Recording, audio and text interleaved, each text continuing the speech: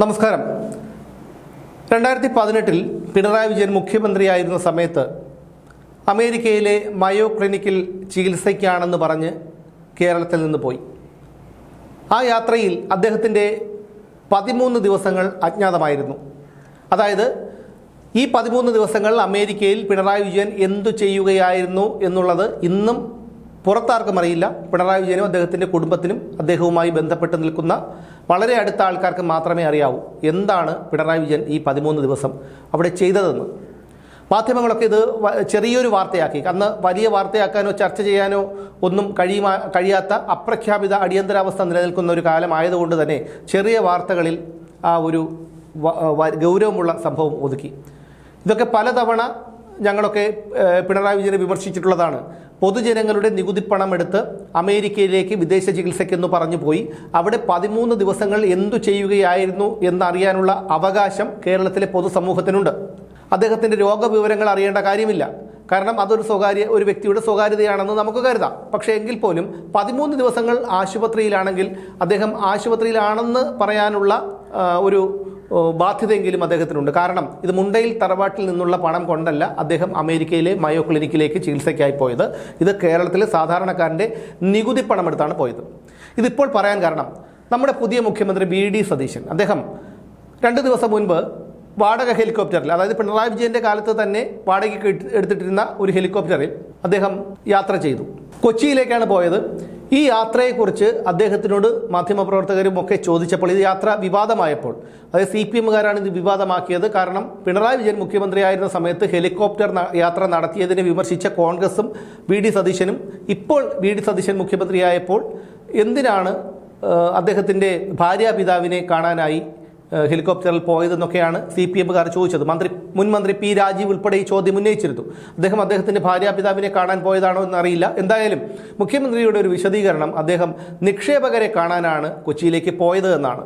അതായത് കേരളത്തിന് നിക്ഷേപം കൊണ്ടുവരാനായിട്ടാണ് താൻ കൊച്ചിയിലേക്ക് പോയത് എന്നുള്ളതാണ്. നിക്ഷേപകർ കൊച്ചിയിൽ കാത്തിരിക്കുകയായിരുന്നുവെന്നും അവർക്ക് അത്യാവശ്യമായി ഡൽഹിയിലേക്കോ മറ്റോ പോകേണ്ടിയിരുന്നത് കൊണ്ടുമാണ് താൻ ഇവിടുന്ന് റോഡ് മാർഗം പോയാൽ അവിടെ കൃത്യസമയത്ത് എത്താത്തത് കൊണ്ട് ഹെലികോപ്റ്ററിൽ പോയത് എന്നാണ് അദ്ദേഹം പറയുന്നത്. സ്വകാര്യ യാത്രയ്ക്കല്ല ഹെലികോപ്റ്റർ ഉപയോഗിച്ചതെന്നും സംസ്ഥാനത്തിന് ഗുണകരമായ ഔദ്യോഗിക ആവശ്യത്തിനാണ് കൊച്ചിയിലേക്ക് പോയതെന്നുമാണ് VD സതീശൻ പറയുന്നത്. നിക്ഷേപ താൽപ്പര്യം അറിയിച്ചെത്തിയ സംഘത്തെ കാണാനാണ് താൻ പോയതെന്നും അദ്ദേഹം പറയുന്നുണ്ട്. അവർ രാത്രിയിൽ കാണാമെന്നാണ് ആദ്യം അറിയിച്ചിരുന്നത്. തമിഴ്നാട് മുഖ്യമന്ത്രിയെ കണ്ടതിന് ശേഷമാണ് അവർ കൊച്ചിയിലേക്ക് വന്നത്. രാത്രി അവിടെ എത്താൻ വന്ദേ ഭാരത് ട്രെയിൻ ബുക്ക് ചെയ്തിരുന്നെങ്കിലും ഇതിനിടെ അവർക്ക് അത്യാവശ്യമായി സന്ധ്യയോടുകൂടി ഡൽഹിയിലേക്ക് പോകണമെന്ന് പറഞ്ഞതുകൊണ്ടാണ് അവരെ പോയി കണ്ടതെന്നുമാണ് അദ്ദേഹം പറയുന്നത്. നിക്ഷേപത്തിന് തമിഴ്നാടും ശ്രമിക്കുന്ന സാഹചര്യത്തിൽ കേരളത്തിൽ നിന്ന് മടങ്ങുന്നതിന് മുമ്പ് അവരെ കാണണമായിരുന്നു.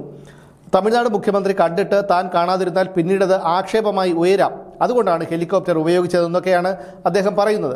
എന്നു മാത്രമല്ല ഹെലികോപ്റ്റർ ഉപയോഗിച്ചതിൽ 1 രൂപ പോലും സർക്കാരിന് നഷ്ടമോ അധിക ചിലവോ ഉണ്ടായിട്ടില്ലെന്നും കഴിഞ്ഞ സർക്കാർ സെപ്റ്റംബർ 19 വരെ ഹെലികോപ്റ്റർ വാടകയ്ക്ക് എടുത്തിട്ടുണ്ടെന്നും 1 മാസം 80 ലക്ഷം രൂപയ്ക്ക് 25 മണിക്കൂർ ഈ ഹെലികോപ്റ്റർ പറക്കാമെന്നും അദ്ദേഹം ന്യായീകരിക്കുന്നുണ്ട്.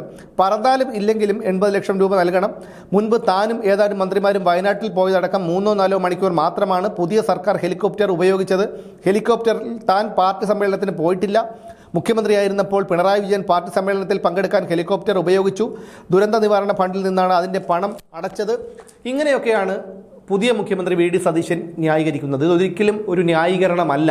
കാരണം ആരാണ് ഇൻവെസ്റ്റേഴ്സ് എന്നുള്ള മാധ്യമപ്രവർത്തകരുടെ ചോദ്യത്തിന് അദ്ദേഹം പറഞ്ഞ മറുപടി പിണറായി വിജയൻ പറയുന്നതിന് സമാനമായിട്ടുള്ളതായിരുന്നു.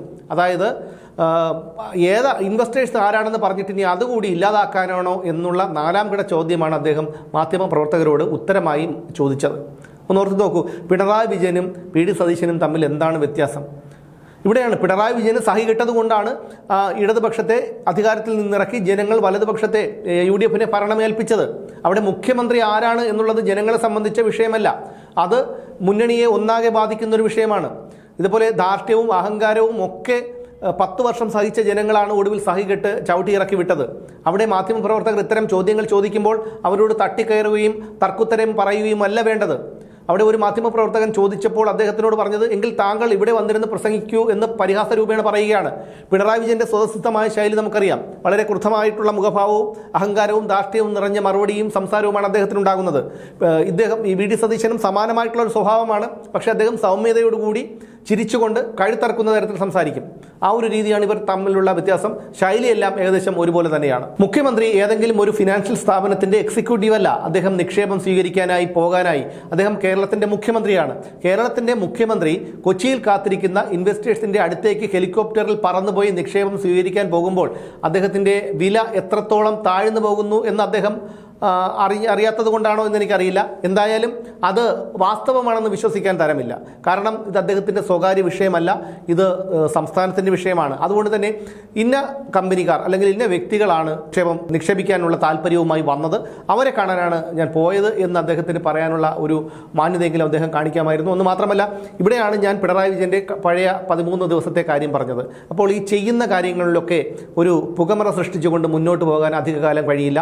നമുക്കറിയാം, ഈ കഴിഞ്ഞ മെയ് 1-ാം തീയതി, മെയ് 4-ാം തീയതിയാണ് വോട്ടെണ്ണുന്നത്. മെയ് 1-ാം തീയതി ഇപ്പോഴത്തെ മുഖ്യമന്ത്രി വി ഡി സതീശൻ, അന്ന് അദ്ദേഹം മുഖ്യമന്ത്രിയല്ല, അദ്ദേഹം കൊച്ചിയിൽ നിന്ന് മംഗളൂരുവിലേക്ക് ഒരു ചാർട്ടേഡ് ഫ്ലൈറ്റിൽ പോയതും ആ ഫ്ലൈറ്റിൽ ശബരിമല സ്വർണ്ണക്കൊള്ള കേസിൽ SIT ചോദ്യം ചെയ്ത് വിട്ടയച്ച രജികുമാർ എന്നൊരു വ്യക്തി ഉണ്ടായിരുന്നതും അദ്ദേഹം അവിടെ ചെന്ന് ചിലരെ കണ്ടതുമൊക്കെ വാർത്തയായതാണ്. പക്ഷേ അതൊക്കെ തേഞ്ഞു മാഞ്ഞു പോയി. എന്തായാലും ഒരു കോൺഗ്രസ് മുഖ്യമന്ത്രിക്ക് ചേർന്ന പ്രവൃത്തികളല്ല ഇത്. അദ്ദേഹം സംഹിതയോടുകൂടി സംസാരിച്ചിട്ടോ റീൽസുകൾ ഇട്ടിട്ടോ ചിരിച്ചിട്ടോ കളിച്ചിട്ടോ ഒന്നും കാര്യമില്ല. ജനങ്ങൾക്ക് വേണ്ടത് കാര്യഗൗരവമായിട്ടുള്ള ഒരു ഭരണകർത്താവിനെയാണ്. അവിടെ പിണറായി വിജയൻ ഒട്ടും യോഗ്യനല്ലെങ്കിൽ പോലും കേരളത്തിലെ ജനങ്ങളുടെ നിർഭാഗ്യം കൊണ്ട് 10 കൊല്ലം ഞങ്ങൾ സഹിക്കേണ്ടി വന്നു ജയിലിൽ. അതായത് ഗോണ്ടനാമോ ജയിലിൽ കിടക്കുന്നതിനേക്കാൾ കഷ്ടമായിരുന്നു പലർക്കും കേരളത്തിൽ ഈ 10 വർഷങ്ങൾ. എന്തായാലും ഇതൊക്കെ മനസ്സിലാക്കി മുന്നോട്ട് പോയാൽ മുഖ്യമന്ത്രിക്കും മുന്നണിക്കും നല്ലത്. ഇല്ലെങ്കിൽ പിണറായി വിജയനെ ചവിട്ടിക്കൂട്ടി മൂലക്കിരുത്തിയ കേരളത്തിലെ ജനങ്ങൾക്ക് ഇനിയും അതിനുള്ള അവസരം ഉണ്ടാകും എന്നോർത്താൻ നല്ലത്.